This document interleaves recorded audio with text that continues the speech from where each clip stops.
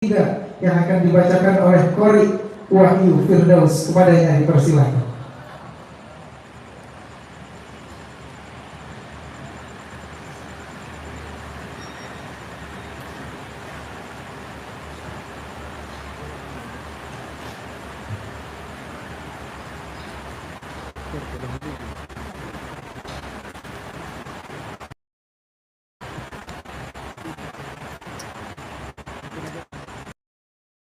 Bismillah minasyaitonir rajim.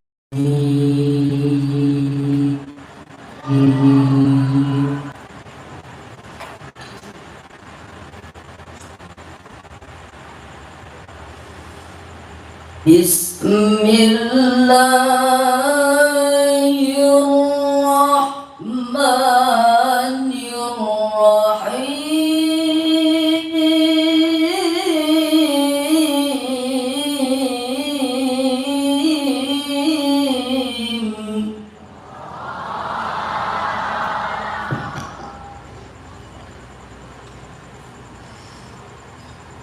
Subhanalladzi asra bi'abdihi laylan minal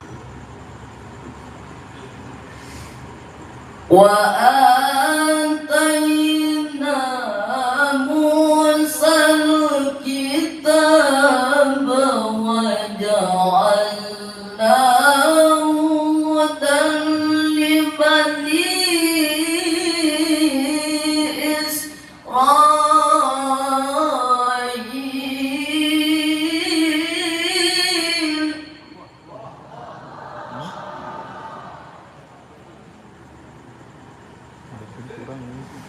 Hudan li bani Israil alla tattakhidhu min duni wakila.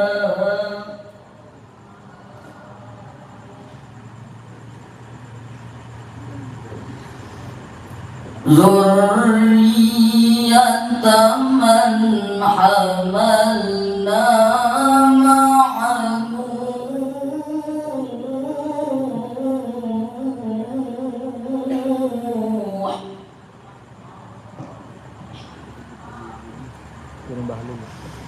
innahu kana abdan syakura.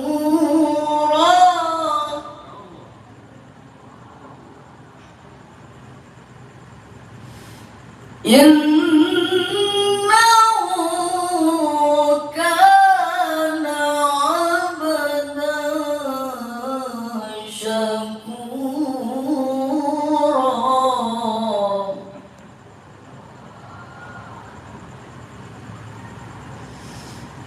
Innahu kana abdan syakura.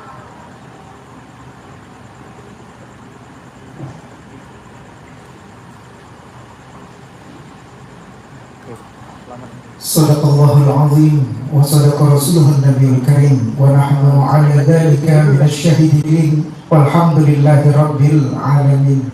Demikianlah tadi pembacaan ayat suci Al-Quran yang telah dibacakan oleh Qori Wahyu Firdaus. Semoga baik kita yang mendengarkan, baik beliau yang membacakan mendapatkan rahmat dan hidayah dari Allah Subhanahu wa taala. Amin ya rabbal alamin.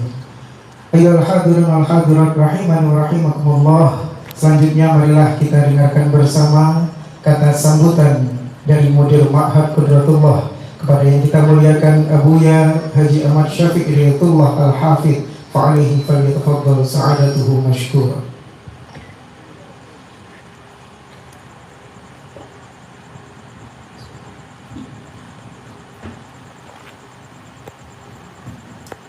بسم الله الرحمن الرحيم. السلام عليكم ورحمة الله وبركاته.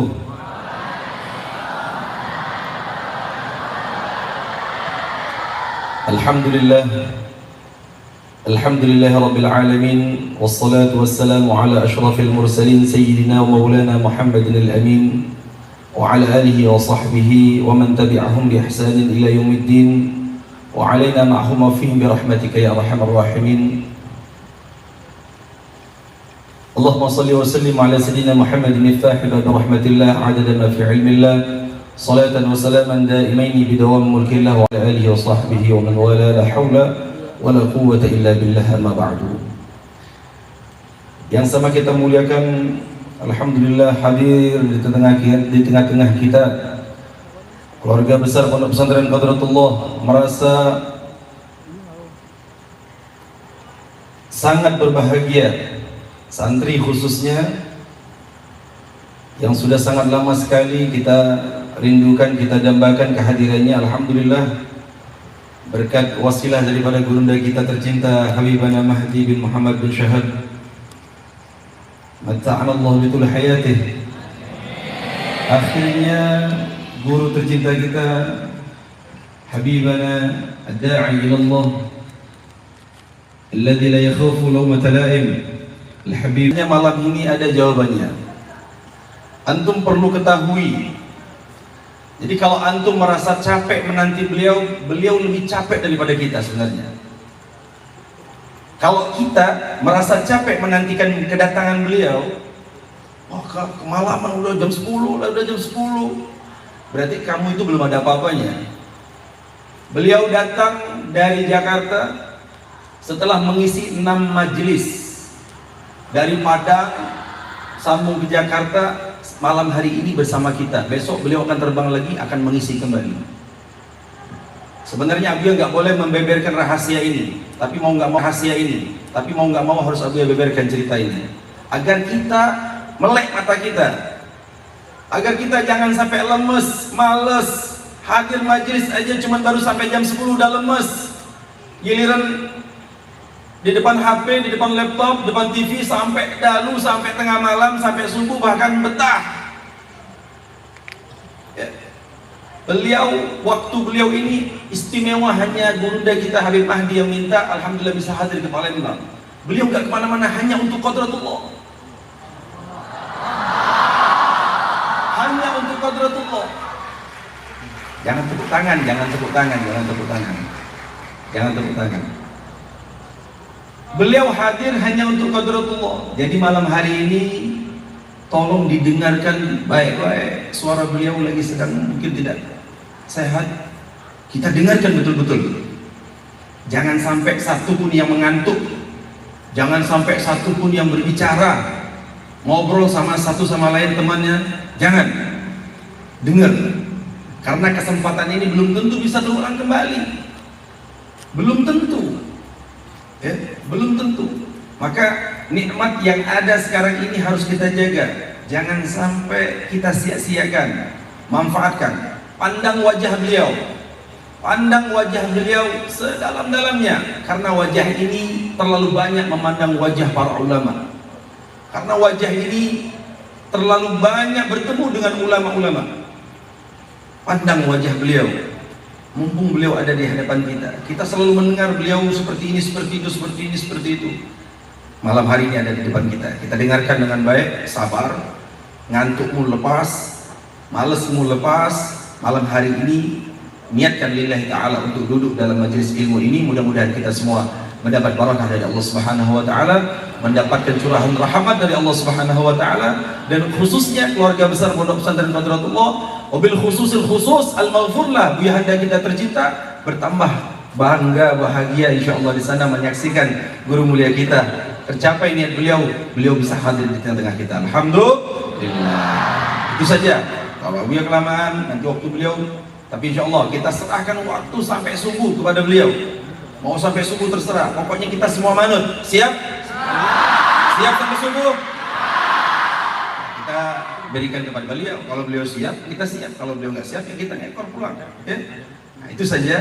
Sekali lagi kepada Gurunda Habibah, kami mohon maaf ala taksir istiqbalikum Habibana Mahdi, jazakumullah khairal jaza, beserta majmuah rombongan Asyik Mustafa dengan suara-suara indahnya yang telah menghibur kita semua.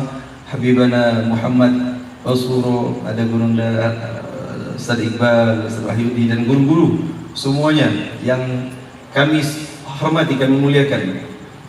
Itu saja.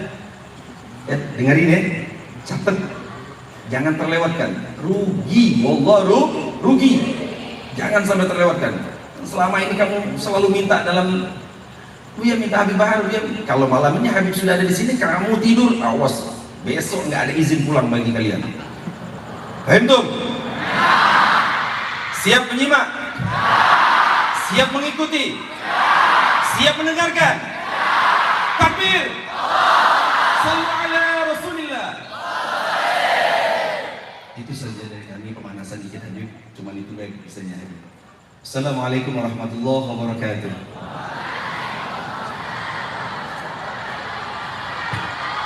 Syukran jazilan wa jazakumullah. Salam jaza kita ucapkan kepada Abu Yahya Haji Ahmad Syafiq Hidayatullah Al-Hafidh atas kata sambutan yang telah disampaikan.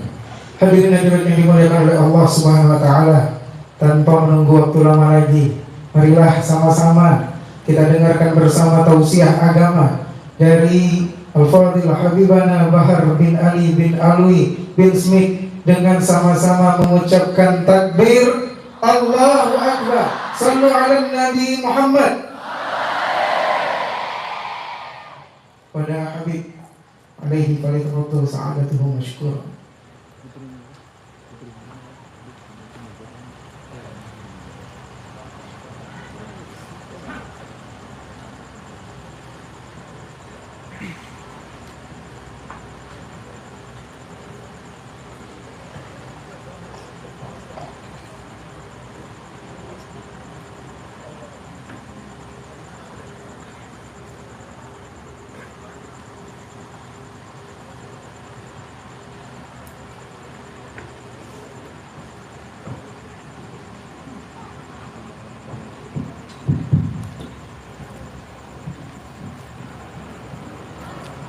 Assalamualaikum warahmatullahi wabarakatuh.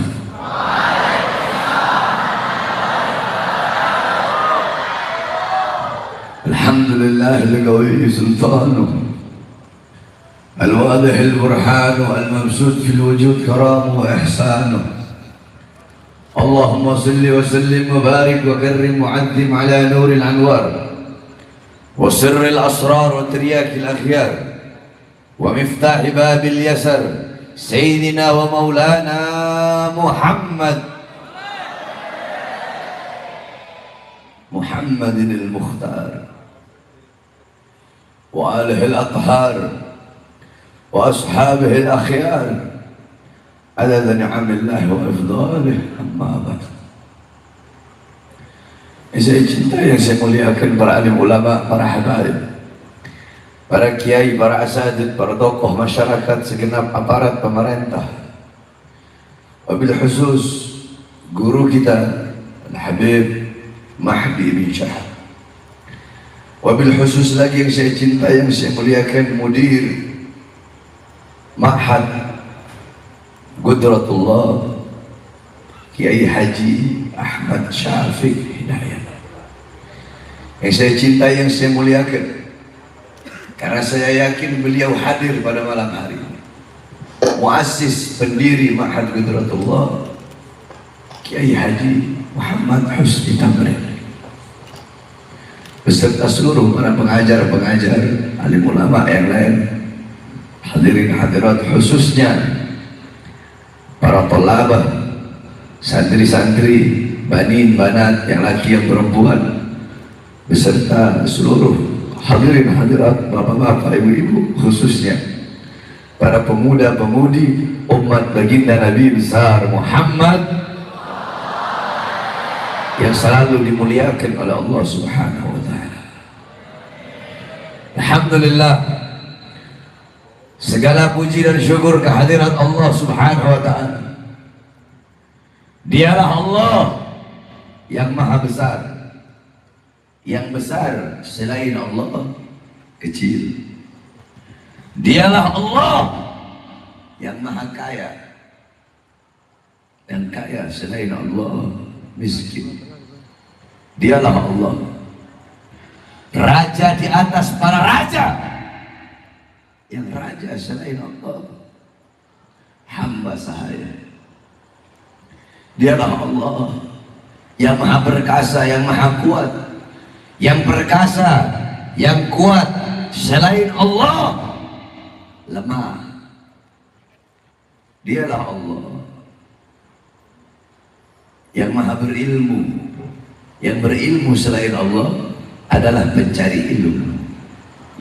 Dialah Allah yang maha tahu. Yang tahu selain Allah adalah pencari pengetahuan. Dialah Allah yang maha melihat. Yang melihat selain Allah buta terhadap warna-warna yang tersembunyi, buta terhadap warna-warna yang jauh. Dialah Allah yang maha mendengar. Yang mendengar selain Allah tuli terhadap suara-suara yang jauh dan suara-suara yang dekat akan menulikannya. Dialah Allah yang dimana kedekatan hamba dengannya tidak akan membuat hamba itu setara dengannya. Jauhnya hamba darinya tidak akan menjadi dinding penghalang dan pembatas antara dirinya dengan hambanya. Dialah Allah yang maha hidup. Yang hidup selain Allah pasti akan mati. Yang ada selain Allah pasti akan tiada. Yang wujud selain Allah pasti akan binasa. Hidupnya Allah, adanya Allah, wujudnya Allah kekal abadi, tidak akan pernah musnah dan tidak akan pernah binasa. Dialah Allah yang dimana seluruh alam semesta diliputi dengan keagungan, kemuliaan, kebesaran dan keluhurannya. Dan dialah Allah yang menggerakkan hati kalian.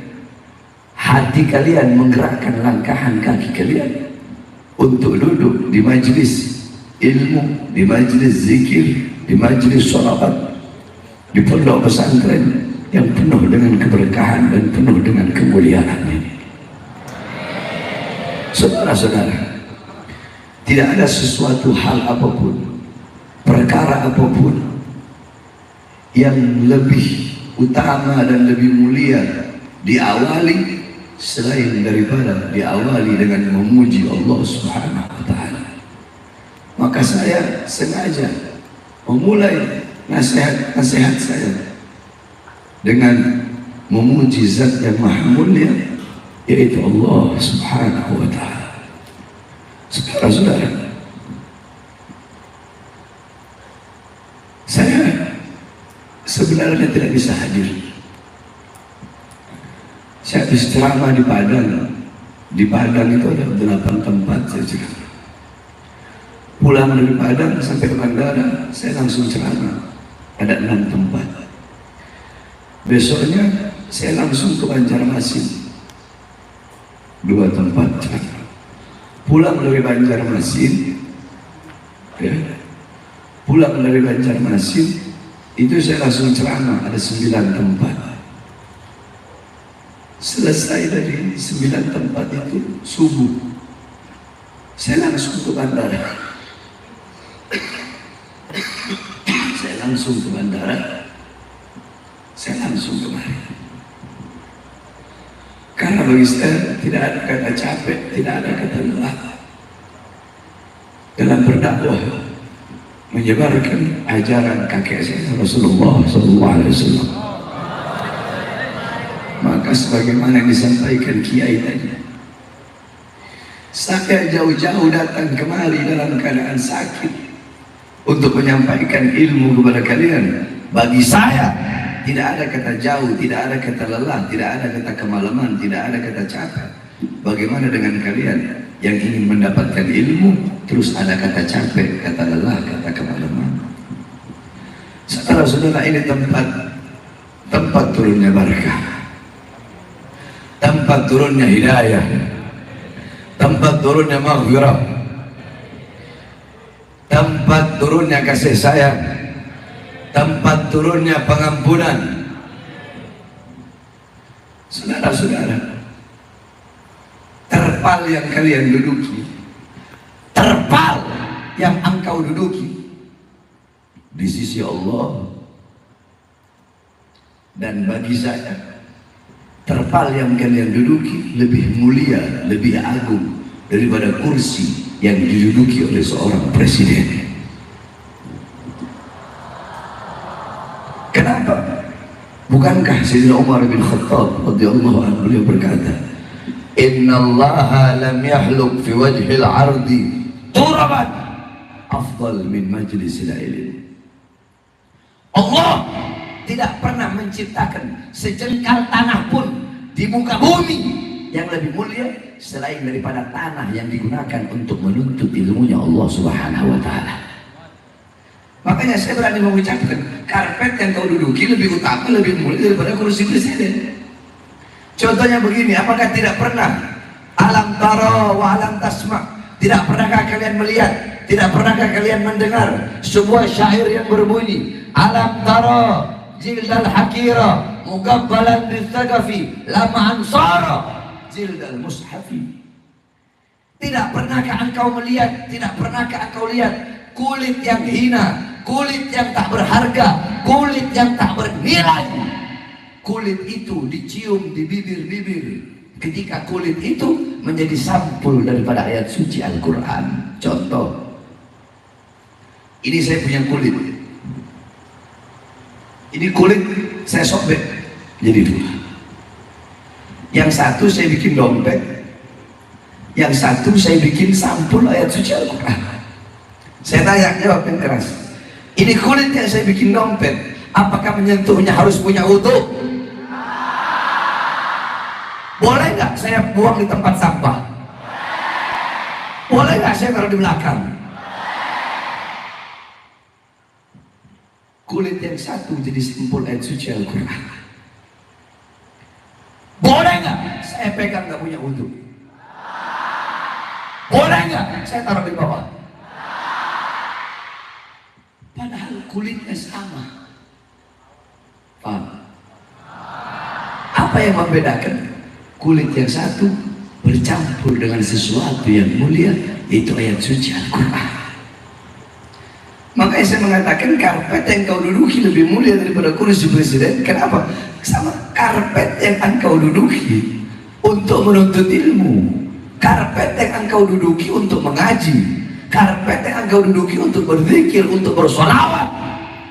Sehingga walaupun andaikan sama ya, mungkin lebih mahal kursi presiden, akan tetapi sama-sama tempat duduk, tapi tempat duduk kalian jauh lebih mulia. Kenapa? Karena bercampur dengan sesuatu yang mulia, yaitu ilmunya Allah Subhanahu wa ta'ala. Kalian duduk bersolawat kepada baginda Nabi besar Muhammad, dipimpin Hadrah Asy-Syaikh Mustafa. Kalian pikir kalian bersolawat itu bisa menambahkan keagungan Nabi, menambahkan kemuliaan Nabi, menambahkan derajat Nabi? Tidak, saudara. Kalian duduk bersolawat kepada baginda Nabi besar Muhammad, bukan Nabi Muhammad yang menjadi mulia, tapi kalian yang menjadi mulia. Kalian bersolawat kepada Nabi Muhammad, bukan Nabi Muhammad yang menjadi agung, tapi kalian yang menjadi agung. Ada sebuah syair yang berbunyi, aku tidak memuliakan Nabi Muhammad dengan syairku, aku tidak mengagungkan Nabi dengan syairku, tetapi syairku yang menjadi mulia karena telah memuliakan Nabi Muhammad. Syairku yang menjadi agung, ma madahtu Muhammadan bi ghasidati walakin mudiha ghazidati bi Muhammad. Aku tidak memuji Nabi dengan syairku, aku tidak memuliakan Nabi dengan syairku, tapi syairku yang menjadi mulia, syairku yang menjadi agung, syairku yang menjadi terpuji karena telah memuji Nabi Muhammad. Engkau duduk di sini bersolawat kepada Nabi, bukan Nabi yang bertambah mulia, bertambah agung, terpuji. Kalau kemuliaan Nabi bisa bertambah, berarti kemuliaan Nabi bisa berkurang. Engkau duduk di sini bersolawat, engkau yang bertambah mulia, engkau yang jadi mulia, engkau yang jadi agung. Bukan Nabi yang menjadi terpuji, engkau yang menjadi terpuji, engkau yang dipuji. Sebab kenapa? Sebab duduknya engkau di sini bersolawat kepada baginda Nabi besar Muhammad. Sampai-sampai diceritakan ketika Isra Mi'raj.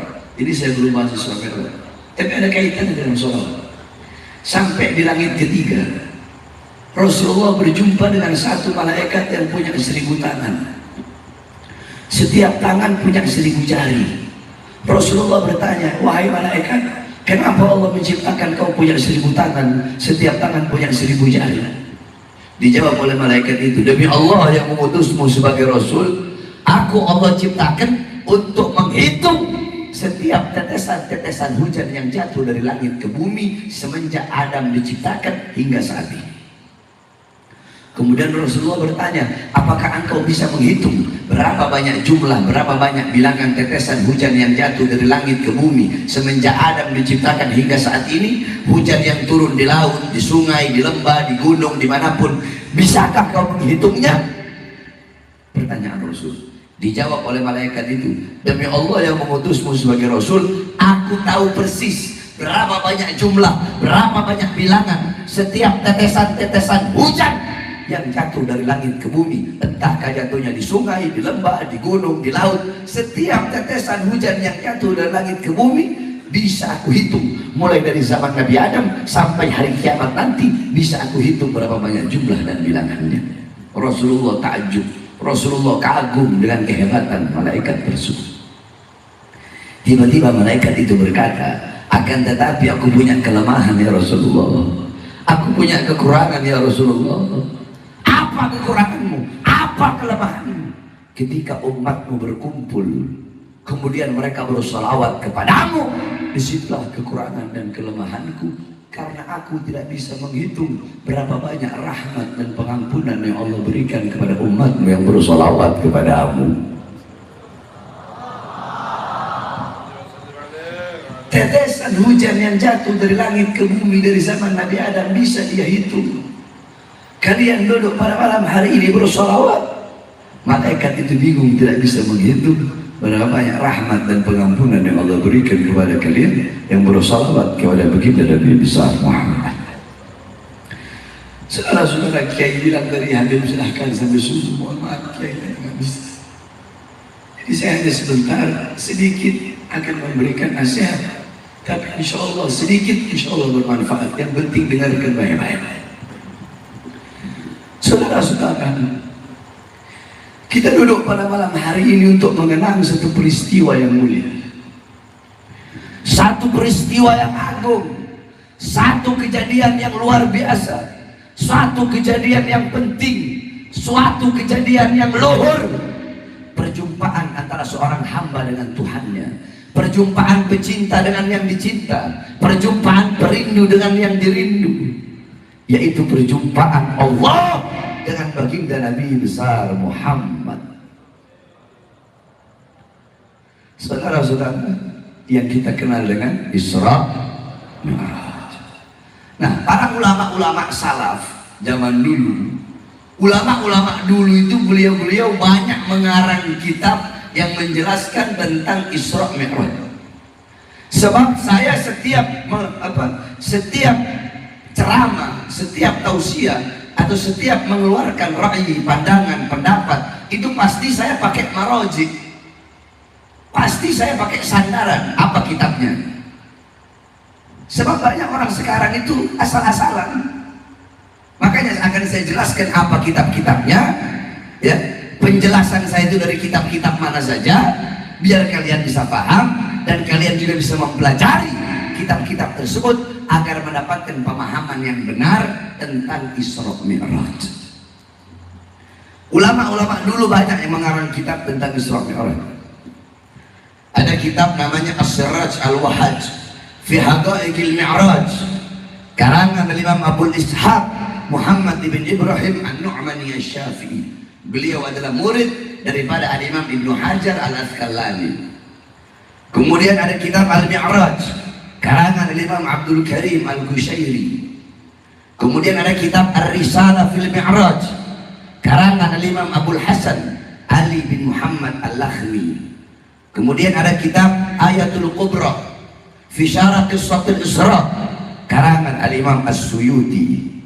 Kemudian ada kitab Al-Ayah Az-Zahimah Al-Bahirah fil Mi'raj Sayyidu Ahli Dunya wal Akhirah karangan Al-Imam Al-Hafidh Syamsuddin Muhammad ibn Yusuf Asy-Syami Ad-Dimashqi. Satu lagi kitab beliau Al-Ayatul Bayyinat fil Mi'raj Sayyidu Ahli Al-Ardi was Samawat. Kemudian ada kitab An-Nurul Wahhaj fi Qissah Isra wal Mi'raj karangan Imam Ali Zainal Abidin bin Muhammad Al-Hadi Al-Barzanji. Beliau kakek daripada pengarang Maulid Barzanji, Sayyid Ja'far Al-Barzanji. Nah, disyarahkan kitab tadi itu, kitab Nurul Wahhaj, disyarahkan oleh cucunya, diberi nama kitab Tajul Ibtihad ala Nurul Wahhaj karangan Imam Sayyid Ja'far bin Ismail Al-Barzanji. Kemudian ada kitab Qissatul Mi'raj karangan Imam Sayyid Utsman Syata bin Muhammad Syata. Kemudian ada lagi kitab Al-Mi'raj An-Nabawiyah karangan daripada Al-Imam Syekh Hasan Asy-Syadili. Kemudian ada kitab Afdhalul Manhaj fi Isbat Isra wal Mi'raj karangan Al-Imam Al-Hafidh Abdullah Mustafa Al-Maraghi. Kemudian ada kitab Daw'us Siraj fi Fadli Rajab wa Qissah Al-Mi'raj karangan Al-Imam As-Sayyid Muhammad Amin Al-Kurdi. Kalau kami di daerah Jawa Barat, Banten, Jawa Barat dan Banten, kalau bulan Rajab itu pasti pondok-pondok pesantren salaf, santri-santri salaf, kiai-kiai salaf itu pasti ngaji pasaran. Ngaji pasaran untuk menghatamkan kitab Daw'us Siraj fi Fadli Rajab wa Qissah Al-Mi'raj karangan Imam Sayyid Muhammad Amin Al-Kurdi. Kemudian ada lagi kitab Qissatul Mi'raj karangan Imam Najmuddin Al-Ghiti, dihasiahkan oleh Imam Ahmad Abil Barakat, diberi nama kitab Hosyiah Ad-Dardir. Nah, kalau santri itu pasti kenal, wajib santri kenal kitab Hosyiah Ad-Dardir. Sebab biasanya juga kalau di daerah kami, nggak tahu kalau di sini ya, di daerah kami juga kalau bulan Rajab itu pasti menghatamkan kitab Hosyiah Ad-Dardir. Sebab itu kitab menjelaskan tentang Isra Mi'raj serta keutamaan-keutamaan bulan Rajab. Kemudian ada kitab Nailul Muna wal Ghaya As-Sa'ul fil Mi'raj Sayyidina Al-Mukhtar Ar-Rasul karangan Imam Muhammad bin Ja'far Al-Kattani. Kemudian ada lagi kitab Minhajus Syami Mukhtasar Mi'rajus Syami karangan Syekh Yusuf bin Ismail An-Nabhani. Kemudian ada kitab Hulal Ad-Dibaj Al-Matruza fi Isra wal Mi'raj karangan Imam Ahmad bin Muhammad Ar-Rahwani At-Tatwani. Kemudian ada kitab Al-Mi'raj karangan daripada Imam Syekh Nafi' Al-Jauhari. Kemudian kitab Yawaqid Taj Al-Wahhaj fi Qissah Isra wal Mi'raj karangan Imam Muhammad bin Muhammad Al-Hadi Al-Kattani. Kemudian ada kitab Al-Anwar Al-Bahiyah fil Mi'raj Khairil Bariyah karangan guru kami Imam besar Ahlus Sunnah wal Jamaah Abuya As-Sayyid Al-Habib Muhammad bin Alwi Al-Maliki Al-Hasani Al-Maki. Banyak kalau saya sebutkan kitab-kitab itu saja, beberapa puluh kitab tentang Isra Mi'raj. Nah, engkau pelajari kitab-kitab tersebut, maka engkau akan mendapatkan pemahaman yang jelas, yang rinci, yang benar tentang peristiwa Isra Mi'raj. Sebab banyak dai-dai sekarang, ustadz, kiai, para penceramah ketika menjelaskan Isra Mi'raj itu gak benar. Salah. Sesuka comornya. Contoh, ada penceramah bahas Islam apa? Datang Jibril membawa cawan terbuat dari emas. Di dalamnya ada air dari sorga. Dibelah dada Nabi Muhammad, diambil hatinya, dibersihkan, disucikan, dibersihkan dari kotoran-kotoran. Saya tanya, jawab yang keras. Pernah atau tidak dengar penceramah ngomong begitu? Pernah atau tidak? Pernah atau tidak? Kalau ada ustadz atau kiai atau habib atau penceramah siapapun menjelaskan seperti tadi, maka itu ulama goblok. Ini orang nggak pakai ilmu, banyak sekarang ini instan. Saya sebutnya Ustadz Indomie. Digodok 5 menit jadi. Saudara-saudara, makanya santri di sini. Saya mondok itu selama 20 tahun. Dari kecil saya mondok, 20 tahun saya mondok. Makanya jangan sembarangan. Jangankan hati Nabi, saudara-saudara, terlalu jauh. Dalam kitab Asy-Syifa karangan Imam Qatiyyan dijelaskan darah Nabi Muhammad itu suci. Ketika perang Uhud, kakinya Nabi pernah terkena anak panah. Maka datang Malik bin Sinan, dicabut anak panah, muncrat darahnya, dikecup oleh Malik bin Sinan. Kata Rasulullah, muntahkan. Tidak ya Rasulullah, aku ingin darahmu bercampur dengan darahku. Apa kata Rasulullah? Haram. Jasadku disentuh api neraka. Abdullah bin Zubair, ketika Rasulullah habis hijamah, darahnya habis bekam, dikasih buang oleh Abdullah bin Zubair, buang di tempat yang tidak terlihat oleh siapapun. Abdullah bin Zubair bawa ke belakang, dia lihat ada orang, dia minum. Datang, sudah ya Rasulullah, di mana kau buang? Di tempat yang tidak dilihat oleh siapapun. Di mana? Di perutku. Siapa yang punya? Apa kata Rasulullah? Haram jasadmu disentuh api neraka. Darah Nabi suci, air kencing Nabi suci, kotoran Nabi suci, apalagi hati Nabi Muhammad. Jadi kalau udah berbicara tentang Nabi itu awas, hati-hati. Sekarang saya tanya, coba kalau orang awam ada penceramah bahas Isra Mi'raj ngomong begini, hati Nabi Muhammad dibersihkan, udah selesai sampai di situ. Pemahaman orang awam, sesuatu yang dibersihkan berarti sebelumnya apa? Sebelumnya apa? Yang keras sebelumnya apa? Kan orang awam bahkan berpikir begitu. Makanya di sini kalau ada para penceramah, kalau mau memberikan ilmu, mau memberikan pemahaman, berikan pemahaman, berikan ilmu, itu pun untuk para guru-guru, semua para guru-guru. Kalau mau kasih ilmu, kalau mau kasih pemahaman, berikan ilmu, berikan pemahaman sesuai dengan kadar pendengar untuk menerima ilmu tersebut.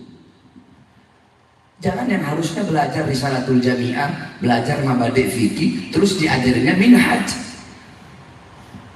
Jangan yang harusnya belajar Jurumiyah, diajarinya Alfiyah. Ibaratnya begitu. Terus buruk lagi, buruk katanya buruk itu perempuan, pakai badannya kuda, terus apa namanya, ada sayapnya. Ini apa-apaan ini? Ini pembodohan ini. Dalam kitab-kitab yang saya sebutkan tadi, buruk itu adalah makhluk Allah sejenis kilat, lebih kecil dari kuda, lebih besar dari keledai. Kalau jalan turun, kaki belakangnya atau kaki depan memanjang dengan sendirinya. Kalau jalan naik, kaki belakangnya memanjang dengan sendirinya. Itu buruk.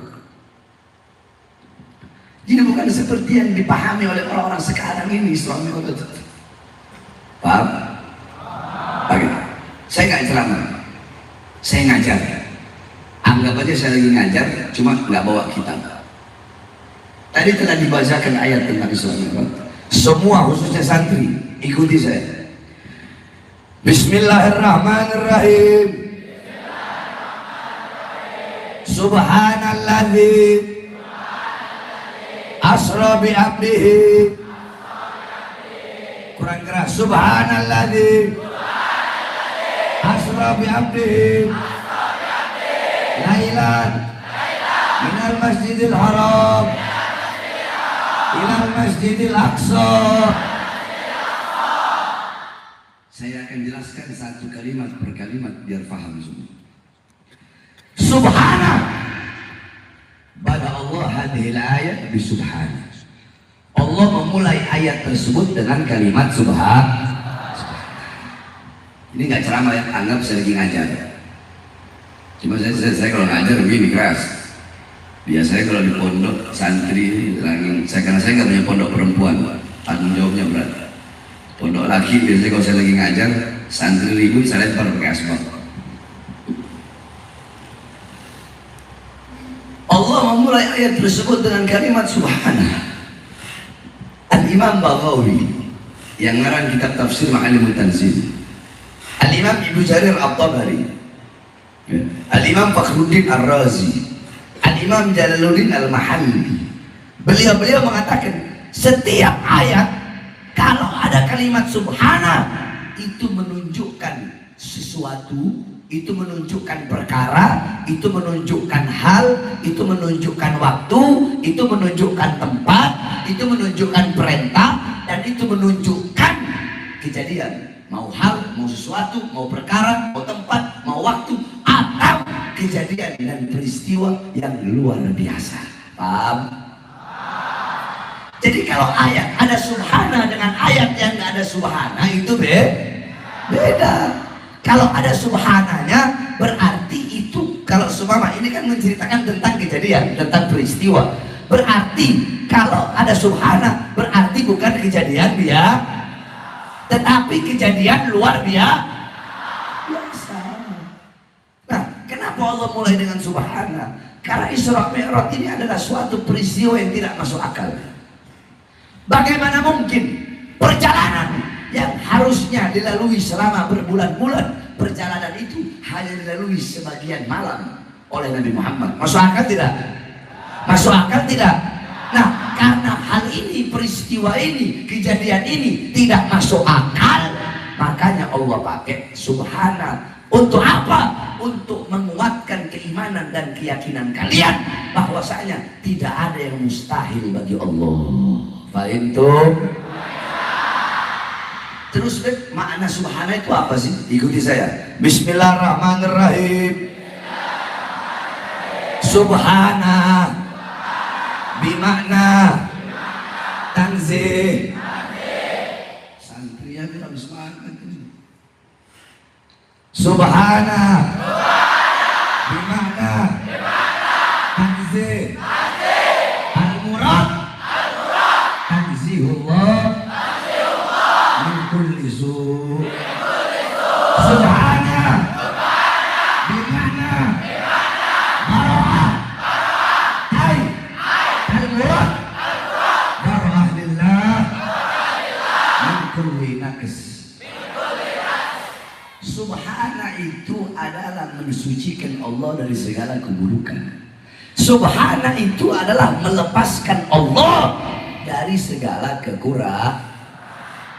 Paham tuh? Nah, kenapa Allah pakai subhana? Karena kalau Allah tidak mampu memperjalankan Nabi Muhammad perjalanan yang harusnya dilalui selama berbulan-bulan, terus Allah tak mampu memperjalankan hanya dengan waktu sebagian malam, berarti Allah punya kekurangan. Sedangkan maha suci Allah dari segala kekurangan. Karena itulah Allah pakai kalimat subhana. Udah paham yang pertama? Paham ya? Subhanalladzi asra. Asra, maha suci zat yang memperjalankan. Kalau ada yang memperjalankan berarti ada yang diperjalan. Kalau ada yang mempermainkan berarti ada yang. Kalau ada yang menzolimi berarti ada yang. Kalau ada yang memenjarakan berarti ada yang. Kan begitu. Nah, di sini saya tanya, jawab yang keras. Yang memperjalankan siapa? Yang keras siapa? Siapa? Berarti yang diperjalankan siapa? Siapa? Berarti Isra Mi'raj bukan keinginan Nabi, bukan kemauan Nabi, bukan hasrat Nabi, tapi kemauan Allah, keinginan Allah. Kenapa? Karena Allah yang memperjalankan, bukan Nabi Muhammad yang tahu-tahu pengen berjalan sendiri. Jawabannya, kenapa dua? Satu, karena Allah rindu ingin berjumpa dengan baginda Nabi besar Muhammad. Dua, karena pada tahun tersebut adalah Amul Hazan, tahun kesedihan bagi Nabi.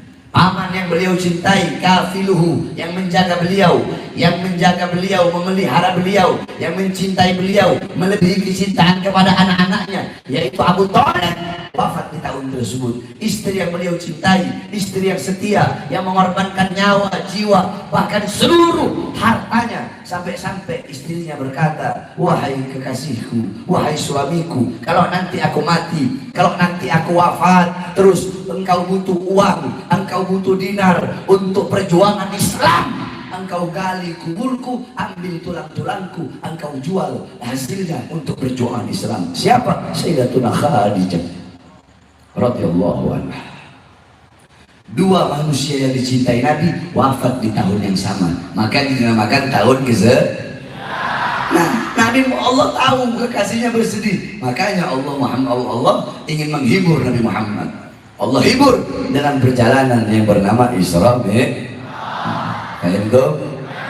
Paham dong? Subhanalladzi asra bi'abdihi. Al-abd. Kenapa Allah pakai kata abd di situ?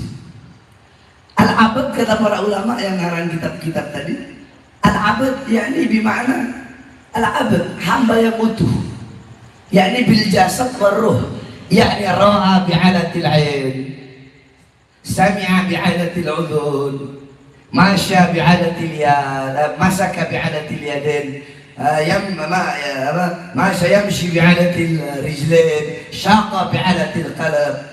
Yakni hamba yang utuh itu adalah hamba yang, ayo jawab, hamba yang melihat dengan alat, mendengar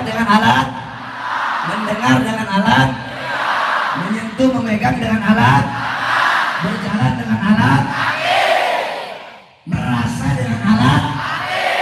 Sekarang saya tanya, kalau ruh tanpa jasad, apakah bisa melihat dengan alat mata? Ya, ini cuma ruhnya saja. Itu hadis riwayat Sayyidatuna Aisyah.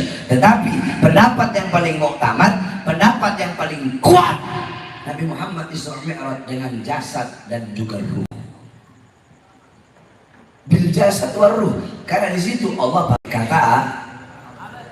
pakai kata abad. Kalau cuma ruhnya saja, subhanalladzi asra bi ruhihi, kan begitu. Betul tidak?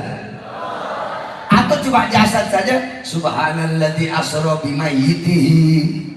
Ini abad, hamba yang utuh. Berarti Rasulullah Isra, Rasulullah Mi'raj dengan jasad dan juga ruh yang botan, dalam keadaan sadar, dalam keadaan terjaga, ya botan, dalam keadaan sadar, dalam keadaan terjaga.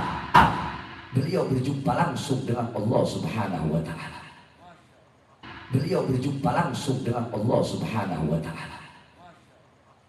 Sampai-sampai Al-Imam Al-Qastallani radhiyallahu anhu, beliau mengatakan, mana yang lebih mulia, sandal Nabi Muhammad ataukah malaikat Jibril alaihissalam?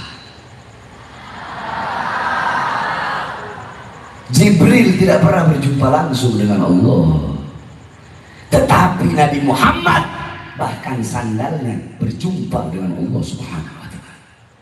Kenapa sandal? Apakah mungkin ruh itu bisa pakai sandal? Hah? Berarti memang Nabi Muhammad Isra Mi'raj dengan jasad dan juga bayangkan, Jibril Nabi bisa berjumpa langsung. Makanya kata Rasulullah, ya Jibril di Sidratul Muntaha, ayo Jibril, ayo ikut denganku berjumpa dengan Allah.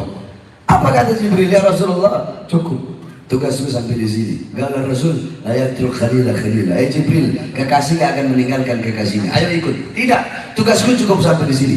Aku akan hancur, hangus, terbakar menjadi debu. Aku tidak bisa berjumpa langsung dengan Allah.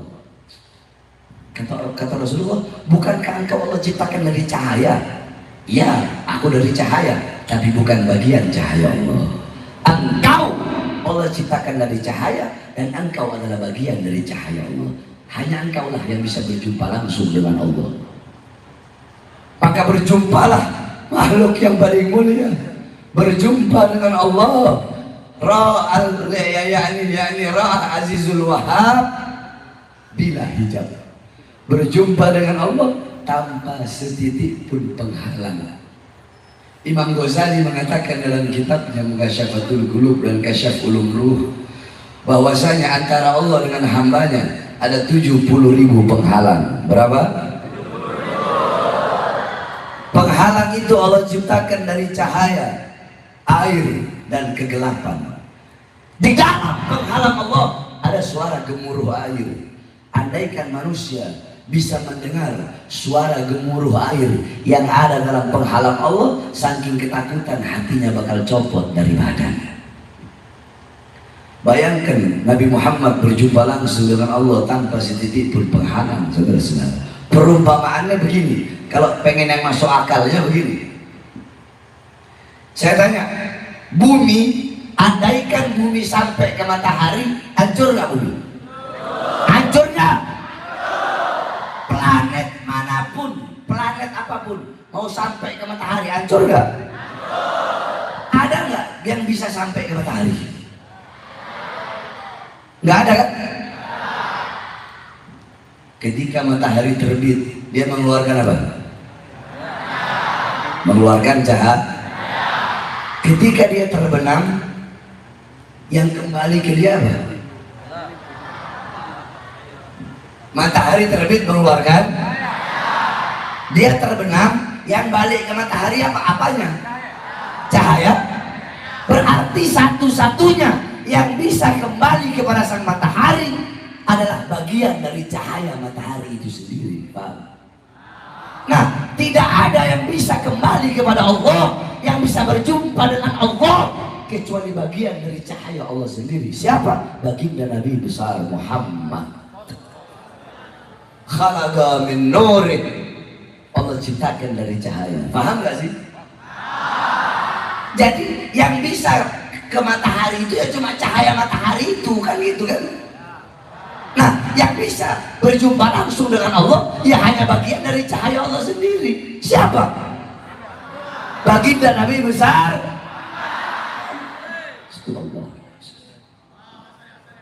Paham?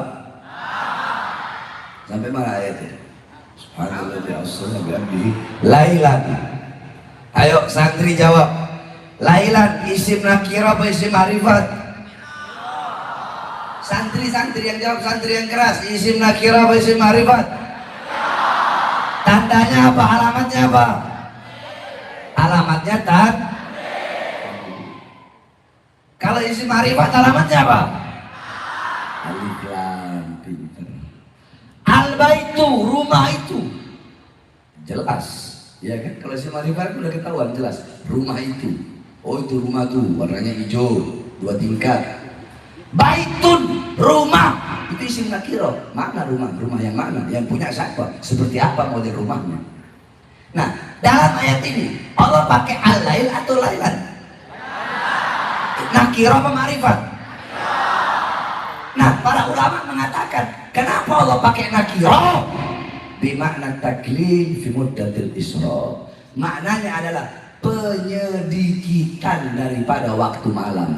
Kalau al-lail artinya apa? Al-lail malam kan? Nah, karena al-lail malam isim ma'rifat berarti 1 malam penuh. Paham? Di sini lailan nakiro berarti nggak ketahuan. Maksudnya nggak ketahuan apa? Bisa saja Isra Mi'raj Nabi 1 detik, bisa saja 1 jam, bisa 2 jam. Kenapa? Karena pakai nakir. Paham tuh? Paham tuh? Pernah nggak dapat penjelasan Isra Mi'raj seperti ini? Pernah nggak? Terima kasih Nabi Mahdi. Kalau bukan Nabi Mahdi, ngiritannya kuat mereka saya. Palembang. Kalian tahu? Ini tuh daerah-daerah yang lain semuanya komplain. Beb, kali undang Habib berkali-kali, Habib nggak datang. Yang dari mana-mana, dari Aceh, Riau, Pekanbaru, Jambi, kemudian daerah Sulawesi, sampai Papua, sampai Ambon. Tapi di luar Palembang Habib hadir terus. Anda nggak bisa jawab kan? Jadi daerah lain tuh iri sama sini. Ini nggak tahu apa wiritannya ini bisa narik saya sampai ke sini.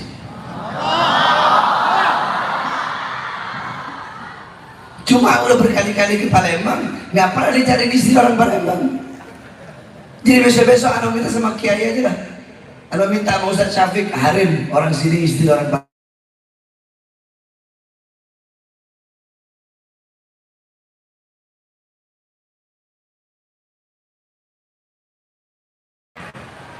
Sampai mana tadi? Minal Masjidil Haram ilal Masjidil Aqsa. Minal Masjid, dari Masjidil Haram ke Masjidil Aqsa, dari tempat yang mulia ke tempat yang mulia, dari tempat yang baik ke tempat yang baik, dari tempat yang suci ke tempat yang suci. Dalilnya apa? Qala Rasul, la tushaddur rihal illa ila thalatha masajid, Masjidil Hada wa Masjidil Haram wa Masjidil Aqsa. Tidak ada bepergian yang lebih utama selain pergi ke tiga masjid. Masjidku ini yakni Nabawi, Masjidil Haram dan Masjidil Aqsa. Kalian mau pergi ke masjid-masjid manapun, mau pergi ke tempat manapun, tidak akan mengungguli keutamaan tiga tempat ini, Masjidil Haram, Masjidil Aqsa dan Masjid Nabawi. Nah, Nabi Muhammad dari tempat yang mulia ke tempat yang mulia, dari tempat yang agung ke tempat yang agung, dari tempat yang suci ke tempat yang suci. Intinya saja, saya kalau menjelasin sampai 6 hari gak bakal habis. Sebab saya mau jelasin berkalimat-berkalimat. Intinya Rasulullah Isra Mi'raj untuk menerima satu perintah yang mulia, satu perintah yang agung, satu perintah yang suci, satu perintah yang penting, suatu perintah yang ketika Allah memerintahkan perintah-perintah yang lain cukup melalui Al-Quran. Jawab yang keras.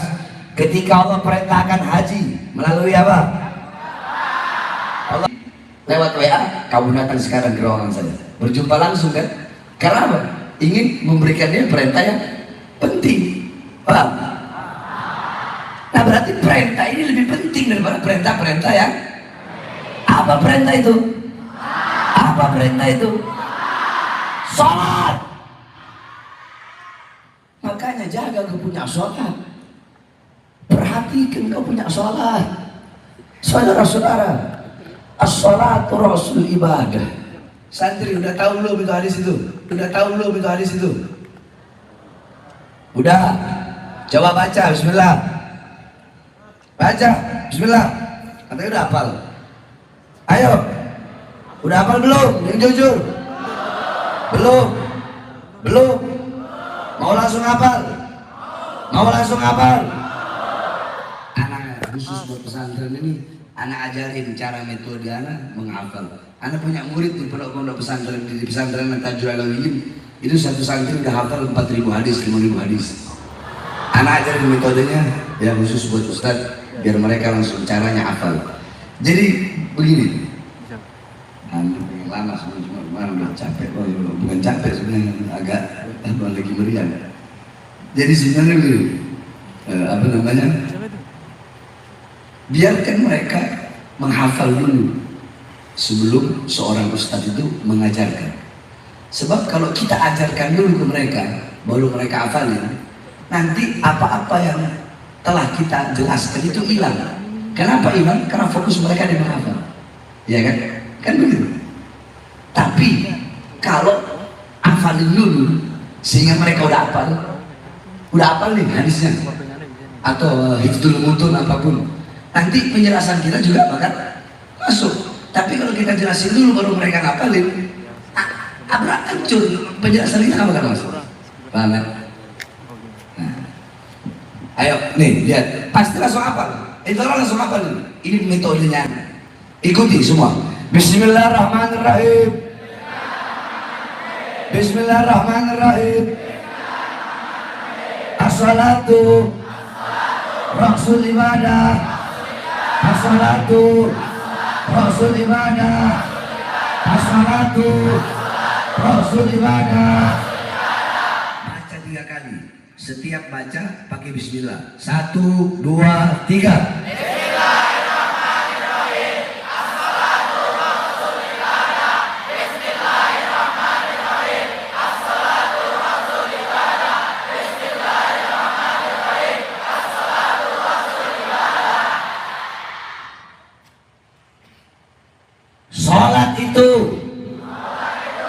Sholat itu adalah kepalanya ibadah. Sholat itu adalah kepalanya ibadah. Sholat itu adalah kepalanya ibadah. Gabungin ya. As-salatu rasul ibadah. Sholat itu adalah kepalanya ibadah.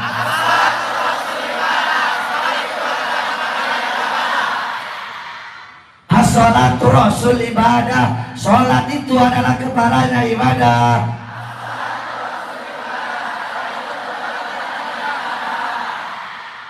Baca bareng-bareng sama-sama 3 kali sama artinya. Setiap satu hadis itu pakai bismillah.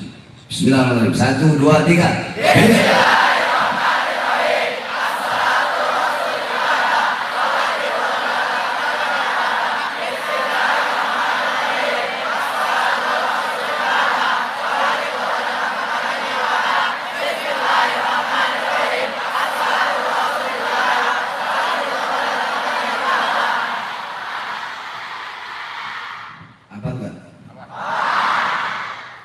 Bagaimana kalau satu hari 10 hadis itu 10 juta 100 satu hari 10 hari berapa? 100 hari? Coba satu berdiri. Satu orang berdiri, satu orang, ente. Cepat, berdiri, ente. Baca yang tadi. Hadis tadi barusan.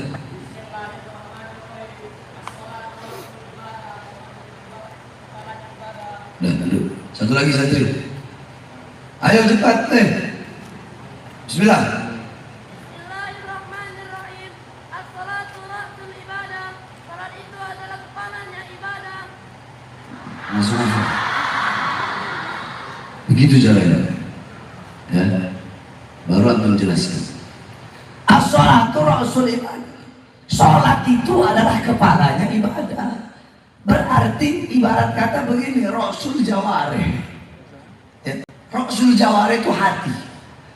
Yakni anggota badan zahir ataupun batin, kepalanya itu adalah hati.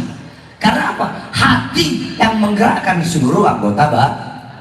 Saya tanya, jawab yang keras. Kepala ikut ekor atau ekor ikut kepala? Apa? Kepala ikut ekor atau ekor ikut kepala? Berarti sholat itu yang menentukan baik buruknya amal ibadah kamu. Sholat yang menentukan baik buruknya amal ibadahmu. Karena sholat adalah kepalanya ibadah. Amal ibadah yang lain ditentukan oleh sholat. Kalau kau punya sholat baik, kau punya sholat bagus, kau punya sholat sempurna, maka seluruh amal ibadahmu bakal baik, bakal bagus, bakal sempurna. Jadi tetap dalam posisi tasyahud, nggak salam-salam. Sehari, 2 hari, 3 hari, 4 hari, 5 hari, begini terus sampai 40 hari. Ketika beliau sadar, astagfirullah, assalamualaikum warahmatullahi. Assalamualaikum warahmatullahi. Beliau panggil anaknya, ya Abdul Qadir, beliau lihat matahari sudah terbit. Apakah sudah masuk waktu duha? Jadi beliau kira kelewatannya cuma beberapa jam. Kata anaknya, Abdul Qadir, Allah yarham wali kutub, Abah, bukan hanya beberapa jam, tapi udah 40 hari. Astagfirullah. Beliau qadha salat 40 hari tertinggal tersebut. Padahal tertinggalnya karena fana. Tertinggalnya saking nikmat dan khusyuknya, bermesraan dengan Allah. Nah kalau beliau saja yang sholatnya tertinggal 40 hari saking khusyuk dan fana, Bagaimana dengan kita yang meninggalkan sholat karena urusan dunia, harta, pangkat, jabatan, tahta, dan kekuasaan? Coba lihat orang-orang sekarang. Di masjid-masjid, di musola-musola, di surau-surau, terdengar panggilan Allah. Hayya 'alas shalah, hayya 'alas shalah. Wih, ayo sholat. Kalian yang berdagang berhenti dulu dagangnya. Kalian yang di kursi kekuasaan berdiri, ayo sholat. Kalian yang punya toko, tutup dulu tokonya. Kalian yang sedang melakukan aktivitas hal apapun, berhenti dulu. Ayo kembali kepadaku. Tetapi yang berdagang tetap dengan dagangannya, yang toko tetap dengan tokonya, yang usaha tetap dengan usahanya, yang pangkat jabatan tetap dengan pangkat dan jabatannya, yang dengan dunia tetap dengan dunianya, yang mencari harta tetap dengan urusan hartanya. Kalian mengabaikan panggilan Allah dan lebih memilih panggilan perut kalian. Kalian lebih rela kehilangan Allah karena harta daripada kehilangan harta karena Allah. Orang-orang yang lebih memilih perut daripada panggilan Allah, orang ini nilainya sama dengan sesuatu yang keluar dari perutnya. Saya tanya, banyak gak orang seperti itu? Banyak gak? Banyak gak? Coba kalian lihat kalau subuh. Nggak usah jauh-jauh, di Palembang aja. Subuh itu harusnya penuh masjid itu dengan anak-anak muda. Ini enggak, disuyuh orang-orang yang udah tua. Ayo, saya tanya, yang paling banyak ke masjid, yang muda apa yang tua bungku-bungku itu? Kalian satu hari waktu berapa jam? Sholat berapa waktu? Paling lama satu kali sholat berapa?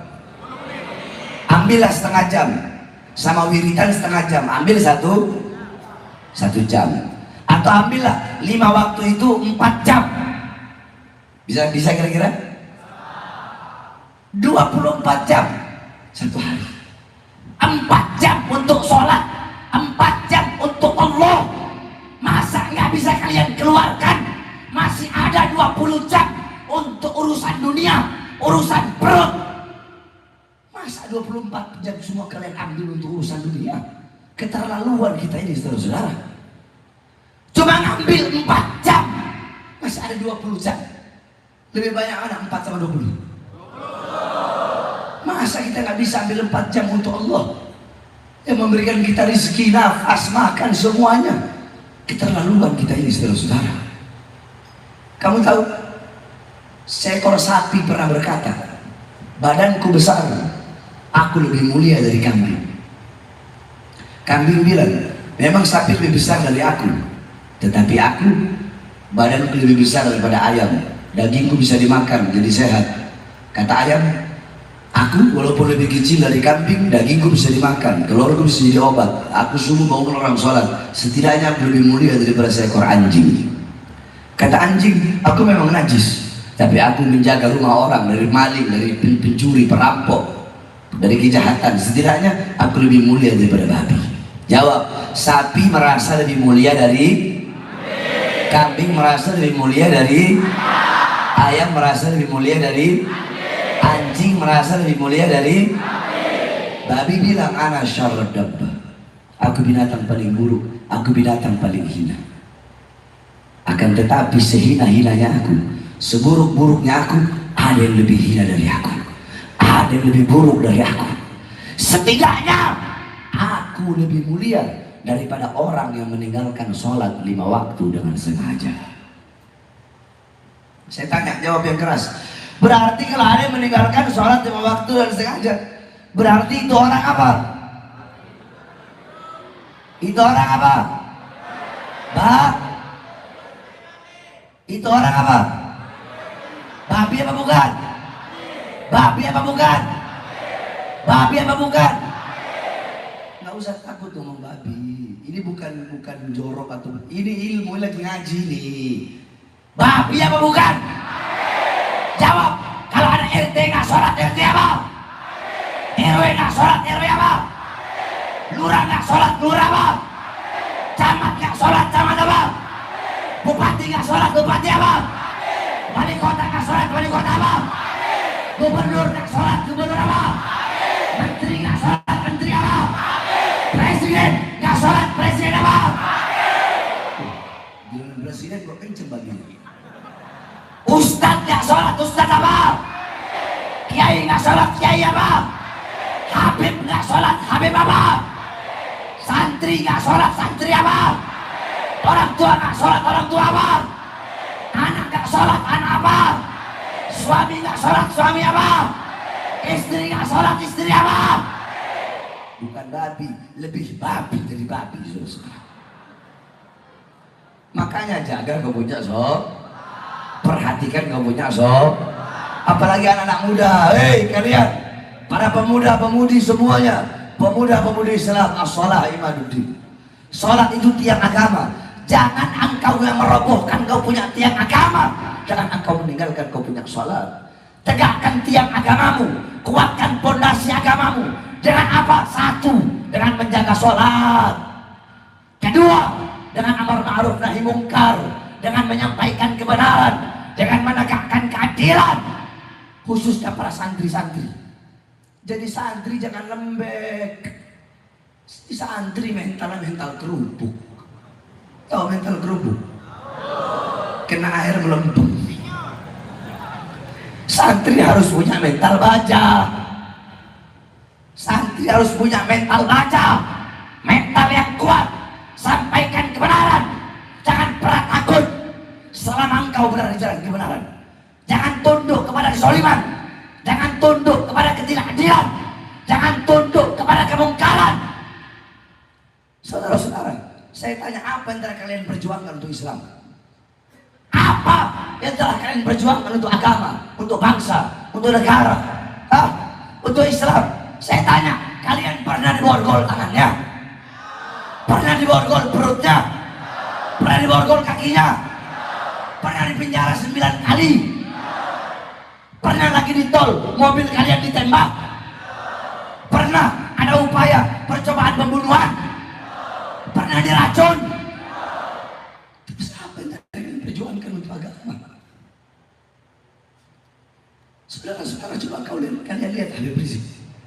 Habib Rizik di masa tua, di masa tuanya organisasinya dibubarkan. 6 laskarnya, 6 muridnya dibantai dengan keji, dibunuh, ditembak sampai mati. Nyawa, jiwa mereka korbankan untuk anak cucu Rasulullah. Di masa tuanya beliau di penjara.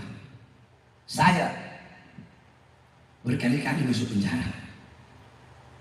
2009 masuk penjara, kasus kota, 2010 kasus Bapriuk, 2011 kasus Ahmadiyah, 2012 kasus Demos, 2018 kasus Habib palsu, 2020 bebas, 2020 bebas, siang bebas, malam ceramah, besoknya langsung ditahan lagi, dibawa ke Nusa Kambangan, diborgol tangan saya, dari borgol tangan nyambung ke borgol perut, dari borgol perut nyambung ke borgol kaki.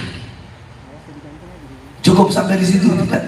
2021 akhir saya bebas, belum sampai 1 bulan udah pergi penjara lagi. Kenapa? Karena dalam ceramah saya membela 6 laskar yang wafat tersebut. Saya tanya, 6 laskar yang wafat rakyat atau bukan? Rakyat atau bukan? Rakyat atau bukan?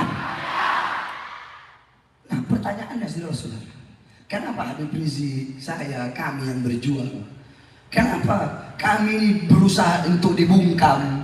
Kenapa kami berusaha untuk dibunuh? Kenapa kami dipenjara berkali-kali, diancam, difitnah, dihina, dicaci, dimaki? Ada upaya-upaya percobaan kami diracun, kami dibunuh. Kenapa? Saya tanya, jawab semuanya. Apakah kami ini maling, penjahat, biadab, yang keras? Apakah kami bandar narkoba, bandar judi, bandar miras, koruptor, narik uang rakyat, nolong uang rakyat, jual aset negara? Terus kenapa kami dipenjara berkali-kali? Kenapa kami berusaha dibungkam? Kenapa perjuangan kami berusaha dilebahkan? Satu jawabannya, karena di dalam tubuh kami mengalir darah suci kakek kami Rasulullah. Karena di dalam tubuh kami mengalir darah Imam Ali, darah Imam Hussein.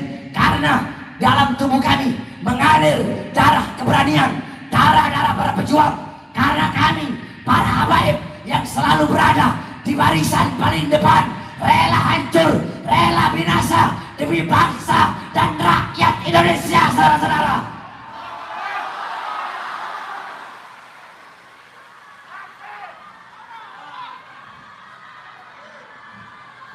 Saudara-saudara, kalian mau tahu?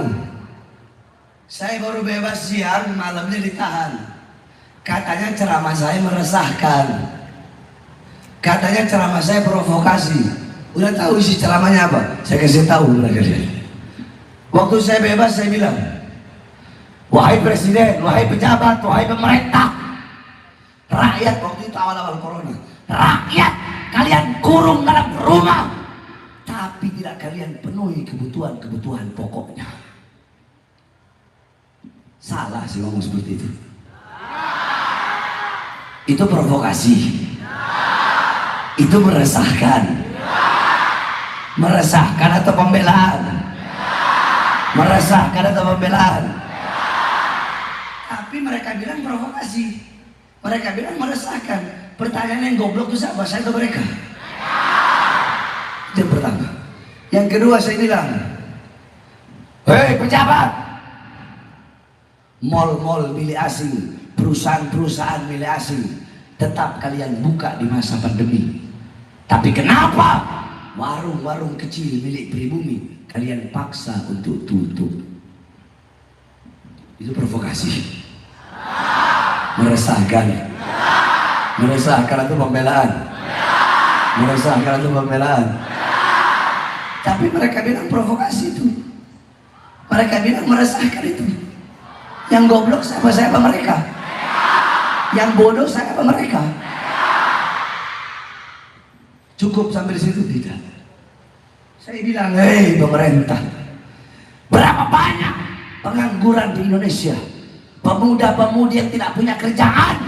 Sedangkan dimasuk di musim corona, pejabat apa-apa di musim corona ini, tenaga kerja dari asing, dari Cina, terus-terusan kalian kirim ke daerah Morowali, Sulawesi. Sedangkan masih banyak pengangguran-pengangguran di Indonesia.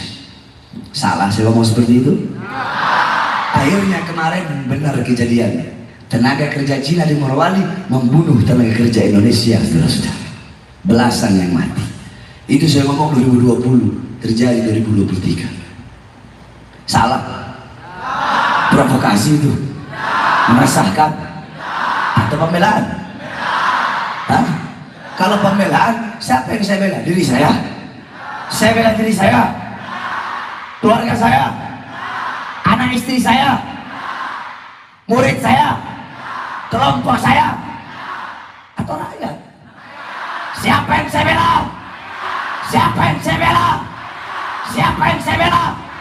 Rakyat yang susah, rakyat yang kelaparan, rakyat yang menderita, rakyat yang kehausan, rakyat yang ditipu, rakyat yang tidak disejahterakan. Itu yang saya bela sampai saya berkali-kali masuk penjara. Makanya saya bersumpah demi Allah, saudara-saudara, Bahar bin Smith, selama kedua mata saya masih terbuka melihat kesengsaraan rakyat, melihat penderitaan rakyat, melihat penderitaan umat, saya tidak akan bisa dibungkam, tidak akan diam, tidak akan pernah kapok, capek, lelah untuk bangsa, untuk agama, untuk negara.